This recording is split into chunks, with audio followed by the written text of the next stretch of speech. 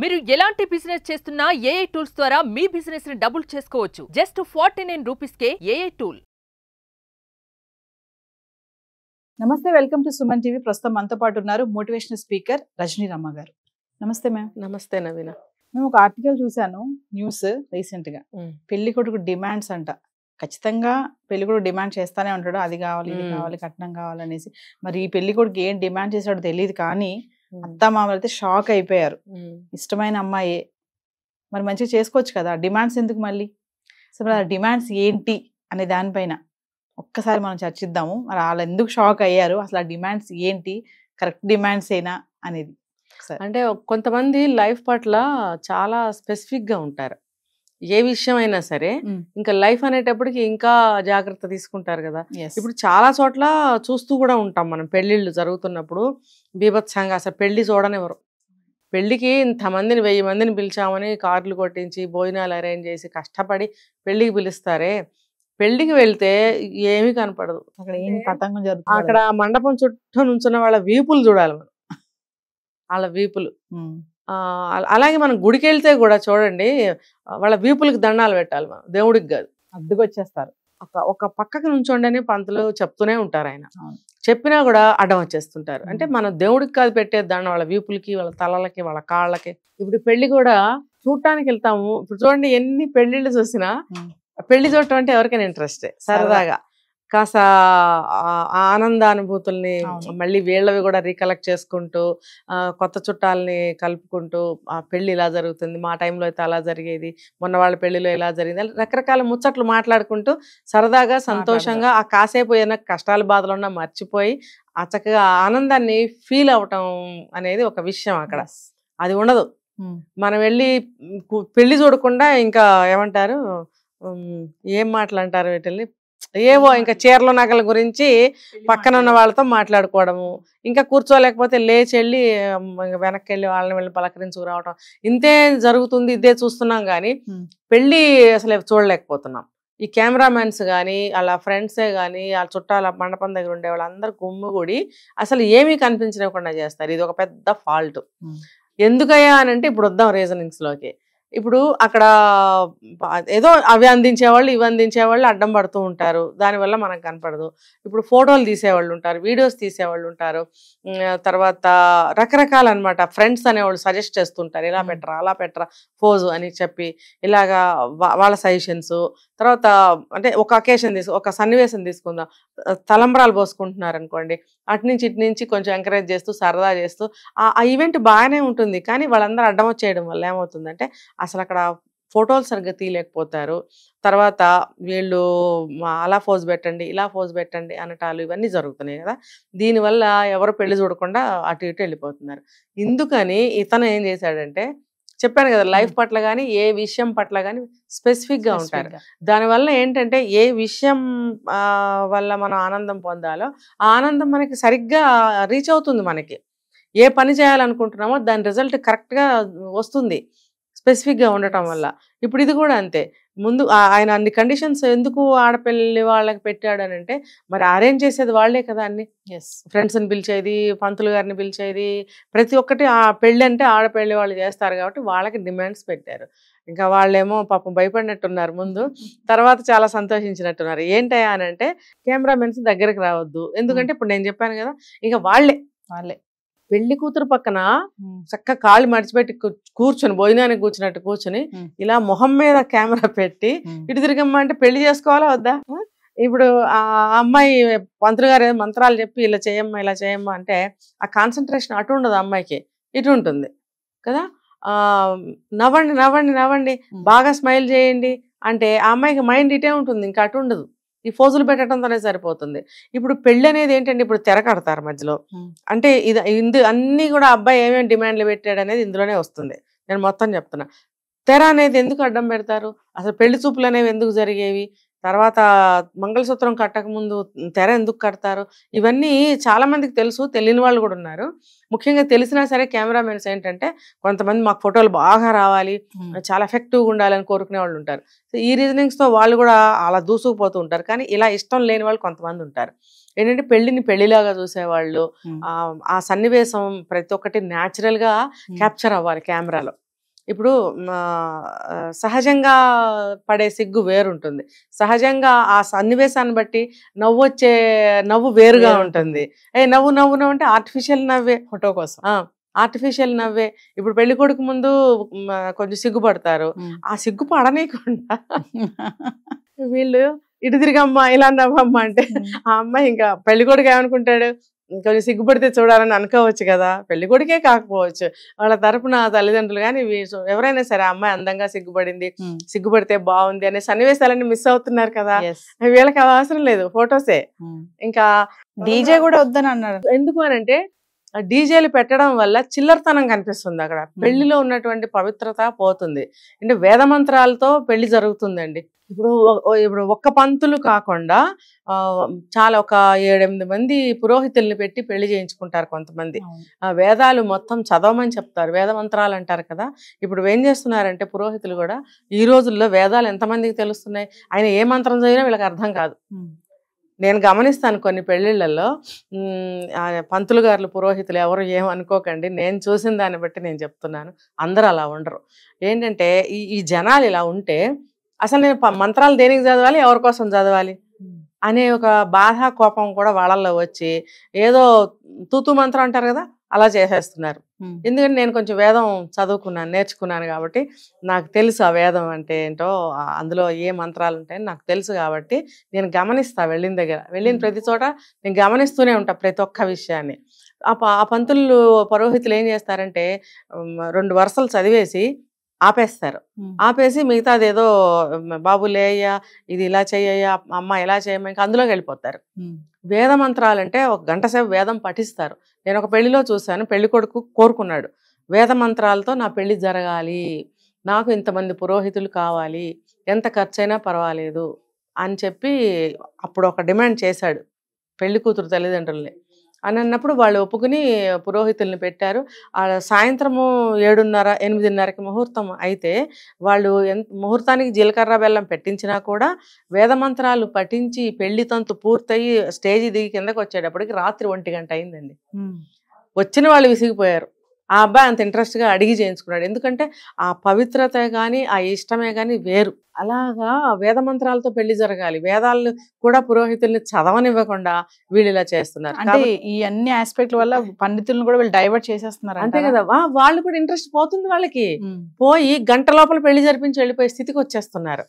అయితే ఈ ఫోటోల కోసం 2-3 గంటలు వెయిట్ చేయాల్సి వస్తుంది. అది పక్కన పెడితే పెళ్లి తంతు అనేది స్టెప్ వైజ్ గా 4-5 స్టెప్పుల్లో పెళ్లి ముగిసిపోతుంది. పెళ్లి అంటే సరదా కదా మేడం. మరి అబ్బాయి డీజే వద్దన్నాడు, ఫోటోగ్రఫీ వద్దన్నాడు, పంతులు డిస్టర్బ్ చేయొద్దన్నాడు, దండలు వేసుకునే దగ్గర ఏమంటారు పరాసకాలు ఆడొద్దు, సరదాగా వెనక్కి లాగడం అవ్వదు, అట్లా అలా కూడా చేయొద్దు అదండి. మధ్యలో ఆపుతాను, పరాచికాలు ఆడటానికి సన్నివేశాలు తర్వాత ఉంటాయి. పెళ్లి మండపం మీద ఏంటి నా మటుకు నేనేం చెప్తానంటే పెళ్లి మండపం మీద అన్నీ కూడా బాగుంటాయి. ఇప్పుడు చూడండి, పురోహితులు చక్కగా మంత్రం చదువుతుంటారు, అక్కడ ఏం తంతు జరుగుతుంది, మీరు దూరం నుంచి కెమెరాలు తీయండి అని చెప్పాడు పెళ్లి కొడుకు. అలాగే డీజేలు పెట్టకండి, ఎందుకు ఇప్పుడు నేను చెప్పా వేద మంత్రాలతో పెళ్లి జరగాలి, డీజేలతో కాదు. ఆ డీజేలు కూడా ఏంటండి, ఏమేం పాటలు పెడుతున్నారు, పేర్లు నేను చెప్పక్కర్లేదు. మరి ఇది ఇలా జరుగుతుంటే పక్క నుంచి పిల్లలు ఉంటారు కదా, పెళ్ళైన వాళ్ళు కానీ పెళ్లి కాని పిల్లలు కానీ వీళ్ళందరూ డాన్సులు చేస్తుంటారు డీజేలకి అక్కడ పెళ్లి జరుగుతుంటే. వేద మంత్రాలతో పెళ్లి జరగాలి, ఇక్కడ డీజేలు పెట్టేస్తే ఇక్కడ వీళ్ళు డాన్సులు చేస్తుంటారు, పెళ్లి ఏ మంత్రాలతో జరుగుతుందో అలా జరిగిపోతూ ఉంటుంది. కాబట్టి ఇవన్నీ చూసిన మీద ఆ అబ్బాయి కూడా స్పెసిఫిక్గా ఇవన్నీ పెట్టాడు. ఏంటి, పెళ్లికి వస్తారండి, రాత్రి పెళ్లిళ్ళు కోరుకుంటారు చాలా మంది, ఎందుకు లైటింగ్ బాగుంటుంది, డెకరేషన్ బాగుంటుంది, మేకప్లు బాగుంటాయి, ఫోటోలు బాగా వస్తాయని ఒక అభిప్రాయం ఉంది చాలా మందికి. ఇంకోటి ఏంటంటే నైట్ బాగా తిని నిద్రపోవచ్చు, పొద్దున్న లేట్గా లేకపోవచ్చు. కానీ కాదు, ఈ అబ్బాయి కరెక్ట్గా చెప్పాడు, పెళ్ళిళ్ళు అనేవి ఉదయం జరగాలి. ఉదయం జరిగితే ఏమవుతుందంటే వాళ్ళు పగల టైము ఎటువంటి నగలు వేసుకుని వస్తారు పాపం కదా, ఆ సెక్యూరిటీ కూడా బాగుంటుంది, డే టైంలో భయాలు ఉండవు, వస్తారు పెళ్ళికి వస్తారు, చక్కగా పెళ్ళి అనేది సకాలంలో జరిగిపోతుంది. భోజనాలు అనేవి కూడా 12 నుంచి మొదలు పెట్టుకుంటే 1 గంట 1:30కి భోజనాలు అయిపోతాయి, అది రైట్ టైం.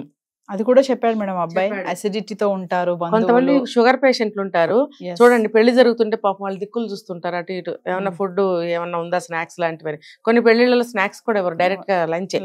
మరి అలాంటప్పుడు షుగర్ పేషెంట్స్ ఏమైపోతారు. ఇది నేను చూసాను మొన్న ఈ మధ్య 2 అయ్యే వరకు భోజనానికి లెగవండి అనలేదండి, ఆ డీజేలు ఆడుకుంటున్నారు, ఫోటోలు తీసుకుంటున్నారు. మీరు తీసుకోండి భయ్, వచ్చిన వాళ్ళకి కాస్త ముద్ద పెట్టండి, వాళ్ళు తిని వాళ్ళ దారిని పోతారు కదా. అది లేదు. 2-2:30 భోజనానికి పిలవకపోతే మరి వీళ్ళు కూడా వెళ్ళి తినడానికి సిగ్గుపడతారు కదా. అప్పుడు అటు ఇటు చూస్తుంటారు. కనీసం వాళ్ళకి స్టార్టర్స్ అని, స్టార్టింగ్ డ్రింక్స్ అని, స్నాక్స్ ఏమి లేవు.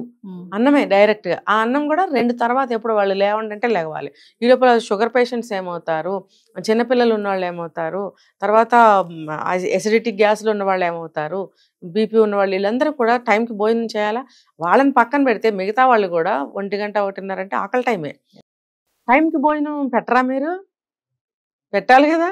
కాబట్టి ఈ అబ్బాయి అది కూడా చెప్పాడు, వచ్చిన వాళ్ళకి టైంకి భోజనం పెట్టండి. వాళ్ళ రోగాలు కానీ ఇలాంటి మందులు వేసుకునే వాళ్ళు కానీ ఉంటే అవి కూడా వాళ్ళకి సక్రమంగా సరిగ్గా సరిపోతుంది ఆ టైము. తర్వాత వాళ్ళు వెళ్తుండగానే ఇళ్ళకి చేరుకుంటారు. రాత్రి 11ంటికి క్యాబులు దొరకవు, ఆటోలు దొరకవు, డబుల్ 3 ఛార్జెస్ పే చేయాల్సి ఉంటుంది. నగలు వేసుకొని వస్తారు. సెక్యూరిటీ ఎవరు? పలానా పెళ్లికి వెళ్ళొచ్చి మా నగలు పోయినాయి, మాకు కనపడక కింద పడ్డాం, దెబ్బలు తగిలినాయి, ఇలాంటి కేసులు చాలా జరుగుతున్నాయి.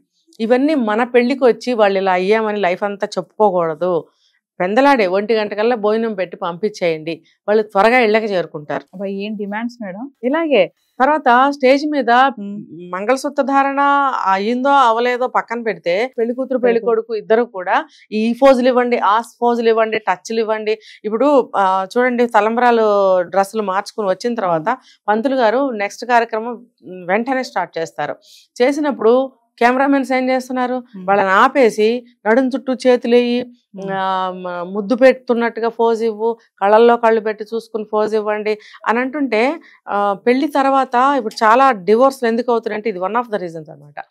ఇప్పుడు అసలు ఏమంటారు, ఆ థ్రిల్లింగ్ అనేది మిగలటం లేదు. ఆ స్పర్శ అనేది ఒక 1000 సార్లు టచ్ అయిపోతుంటే ఫస్ట్ నైట్ వరకు ఆ టచ్లు ఎక్కడ ఎఫెక్ట్నిస్తాయి, ఆ తర్వాత కూడా ఏం ఎఫెక్ట్ ఉంటుంది? పాత పడిపోలేదా, బోరు కొట్టలేదా? అప్పుడు ఏమవుతుంది, ఆ తర్వాత చూసుకోవచ్చులే అని ఎవరి దారిని వాళ్ళు పనులు చేసుకుంటూ ఉంటారు. ఒకళ్ళంటే ఒకళ్ళకి మోజు, ఆకర్షణ ఇవేమి ఉండవు, ఉన్నా తగ్గిపోతూ ఉంటాయి. మరి ఏమంటారంటే ఒక మెకానికల్గా అయిపోతున్నారు. అయిపోవటం వల్లే కదా డివోర్స్ అవుతున్నాయి. దీనికి అంతటికీ కారణం ఏంటంటే ఇదేనా అంటారేమో, ఇది కూడా అని నేను చెప్తున్నా. కాబట్టి ఏ టైంకి ఏది జరగాలో అది జరగాలి అని అబ్బాయి అన్నాడు. మండపం మీద ముద్దులు పెట్టుకోవడం ఏంటి, తాళి కట్టకుండా అసలు స్పర్శించుకోవడం ఏంటి, తర్వాత తెర అడ్డం పెడతారు. ఎందుకు? చూపులు కలిసిన శుభవేళ అని అంటారు. ఇప్పుడు అదేదో తెర ఉంటుంది, దాని మీద కూడా ప్రింట్ చేస్తున్నారు, చూపులు కలిసిన శుభవేళ అని. అవునా? అన్నప్పుడు ఆ చూపులు మీరు ఎక్కడ చూసుకొని ఇస్తున్నారు? మీరు అది పెట్టంగానే ఇటు చూడు ఇటు చూడు ఇటు చూడు అంటారు. తెర తీసే సమయానికి జీలకర్ర బెల్లం పెట్టిన తర్వాత తెర తీస్తారు. తీయంగానే ఒకళ్ళ చూపులు ఒకళ్ళు కలవాలి. కలిసినప్పుడు ఒకళ్ళ మీద ఒకళ్ళకి అనురాగం, ప్రేమ ఇవన్నీ కమ్యూనికేట్ అవుతాయి. అది చూసుకోమని చెప్తారు, పంతుళ్ళే చెప్తారు. మీరు ఒకరి కళ్ళలో ఒకళ్ళు చూసుకోండి అని చెప్పిన సందర్భాలు నేను చాలా చూశాను. ఇప్పుడు పాపం వాళ్ళు కూడా చెప్పడం మానేశారు. పాపం ఏదో నామకే వస్తే చెప్తున్నారు కానీ అంత మనసు పెట్టి వాళ్ళు కూడా చెప్పలేకపోతున్నారు. వీళ్ళకి ఎంత చెప్పినా ఒకటేలే. అయితే ఒక క్వశ్చన్ చెప్పండి మేడం, ఇప్పుడు ఈ అబ్బాయి మూర్ఖులైన జనాల మధ్య ఒక ముత్యం లాగా ఉన్నాడు అంటే ఏం చెప్తారు? కరెక్టే కదా. మరి ఇప్పుడు ప్రతి ఒక్క అబ్బాయి కూడా లైఫ్ పట్ల కానీ ఏదన్నా ఒక విషయం పట్ల కానీ స్పెసిఫిక్ గా ఉండాలి అని ఈ అబ్బాయి రోల్ మోడల్ గా నిలబడి చెప్పాడు. అయితే రెండో పక్క నుంచి చూస్తే ప్రతిదీ ఇంత రిస్ట్రిక్షన్ గా ఇంత ఇదిగా జరగాలి అని అంటే పెళ్ళైన తర్వాత ఆ అమ్మాయి పరిస్థితి ఏంటని కొంతమంది అది కూడా ప్రతిదీ నెగిటివ్ గా ఎందుకు చూడాలి మనము? ఇప్పుడు పెళ్లి గురించి కదా అతను మాట్లాడాడు, ఆఫ్టర్ లైఫ్ బాగానే ఉండొచ్చు. అతను కూడా ఏమంటున్నాడు, పెళ్లి తర్వాత జరిగేయని పెళ్లి ముందెందుకు అంటున్నాడు. అంటే మనకు అక్కడ అర్థం అవుతుంది పర్టికులర్ ఈ విషయంలో అతను ఇట్లా స్పెసిఫిక్ గా ఉన్నాడు. తర్వాత మంచిగా చూసుకుంటాడు అంటే సమాజాన్ని కానీ ఒక పెళ్లి వ్యవస్థని కానీ అన్నిటిని గౌరవించడం వల్లే కదా అతను అలా చెప్పాడు. నలుగురిలో నేను ముద్దు పెట్టుకోవడం ఏంటి, గదిలో నా భార్యని నేను ముద్దు పెట్టుకుంటాను, చక్కగా సరసం ఆడుకుంటాను, అది నా సొంతం. కేవలం పబ్లిక్కి ఏంటి? చాలా మంది పెళ్లికి ముందు నా పెళ్లి ఫోటో చూపించి అమ్మాయి ఫోటో బాగుందా పెళ్లి కూతురు అంటే వాళ్ళందరూ ఎందుకు నచ్చుకోవాలి? పెళ్లి కొడుక్కి కదా నచ్చాలి, ఇంకా కొంచెం వెనక్కి వెళ్తే తల్లిదండ్రులకి కదా నచ్చాలి. అసలు వీళ్ళందరూ ఎవరు ఫ్రెండ్స్కి ఎందుకు చూపించాలి? అందుకని చెప్పి పెళ్లికి ముందు ఫోటోలు ఎవరికి చూపించకూడదు, చాలా తప్పైన విషయం. అది తెలియకపోతే ఇప్పుడైనా తెలుసుకోవాలి. అంటే ఇప్పుడు గర్ల్ ఫ్రెండ్ వేసుకుని 1 సంవత్సరం 2 సంవత్సరాలు తిరిగి 10 మంది అబ్బాయిలతో తిప్పి తర్వాత పెళ్లి చేసుకుంటారు తర్వాత అమ్మాయిని. అది ఎలా ఉంటుంది? పెళ్ళి అయిన తర్వాత కూడా ఈ అమ్మాయిని ఏమే అని మాట్లాడతారు వాళ్ళు, ముందు ఫ్రెండ్షిప్ లో మాట్లాడినట్టే. ఇప్పుడు ఏమే ఒరే అనుకుంటున్నారుగా పెళ్లికి ముందు అమ్మాయిలు అబ్బాయిలు. పెళ్ళైన తర్వాత నీ భార్యని ఇంకొకళ్ళు వచ్చి ఏమే అంటే అది అది ఏ సాంప్రదాయం, అది ఎటువంటి మంచి విషయం? మరి ఆ అబ్బాయికి చూకు అన్నే అంటుంది పెళ్ళైన తర్వాత అలాంటివి జరిగితే. అందుకని చెప్పి పెళ్లి చేసుకోబోయే అమ్మాయి అయినా సరే, ఫోటో అయినా సరే, ఈ రకంగా లవ్ చేసి 10 మందితో తిరిగేటప్పుడైనా సరే కొంచెం దూరం పాటించండి. మీరిద్దరూ తిరగాలనుకున్నప్పుడు, లవ్ చేసుకున్నప్పుడు మీరిద్దరే వెళ్ళండి, ఫ్రెండ్లు ఎందుకు పక్కన? మీకు లవ్ అనేది ఒక రాయబారి తోటి మనం చెప్పించారనుకోండి, అమ్మాయిని నేను లవ్ చేస్తున్నాను, కొంచెం అమ్మాయికి తెలియజేయి అని అన్నప్పుడు నీ పాత్ర అంతవరకే పెట్టు, నువ్వు కూడా అంతవరకే ఉపయోగించు అబ్బాయిని లేదా అమ్మాయిని. అంతేగాని లవ్ కుదిరిపోయింది, మీరిద్దరు ఇంకా కలుసుకున్నారు, మాట్లాడుకున్నారు, ఒకరికొకరు ప్రపోజల్ చేసుకున్నారు, ఇష్టపడ్డారు, ఇంకా మీ ట్రాక్లో మీరు పడిన తర్వాత మూడో వ్యక్తి మీతో ఎందుకు? ఇంకా మీరు వాళ్ళని ఎందుకు మెయింటైన్ చేస్తున్నారు? అలా మెయింటైన్ చేయటం వల్ల ఏమవుతుందంటే ఏమే వసాయని అనుకుంటుంటారు, పెళ్ళయ్యాక కూడా అలాగే మాట్లాడుతున్నారు. ఏంటంటే అదొక కల్చర్, అది ఆ కల్చర్ ఇష్టం అయ్యి ఏ సమస్యలు రావు, మేమందరం అలాగే ఉండదలుచుకున్నాము అని లైఫ్ లాంగ్ మా ఫ్రెండ్స్ నిలబడాలనుకుంటున్నాం అని అనుకుంటే మీ ఇష్టం అది. కానీ ఏదన్నా రిఫ్రిగేషన్స్ వస్తే మరి బాధపడకండి, మరి తీసుకెళ్ళి ఎవరికి చెప్పుకుంటారు? ఫ్రెండ్స్కి చెప్పుకోవాలి. ఆ ఫ్రెండ్స్ వల్లే ఇలా జరిగినప్పుడు మీరు ఏ ఫ్రెండ్స్కి చెప్పుకోగలరు? ఒక మంచి 4 ఫ్రెండ్స్ ఉంచుకోవాలి లైఫ్ లాంగ్ అని నేను చెప్తాను. మరి ఆ ఫ్రెండ్స్ వల్లే మీరు ఇబ్బంది పడుతున్నప్పుడు ఆ సమస్యను మీరు ఫ్రెండ్స్కి ఎలా చెప్పగలరు? చెప్పలేరు, మొహమాటాలు వస్తాయి, వాళ్ళని దూరం పెట్టాలని చూస్తారు, ఆటోమేటిక్గా చాలా జరుగుతాయి. ఇవన్నీ ఎందుకు ఇన్వైట్ చేసుకోవాలి?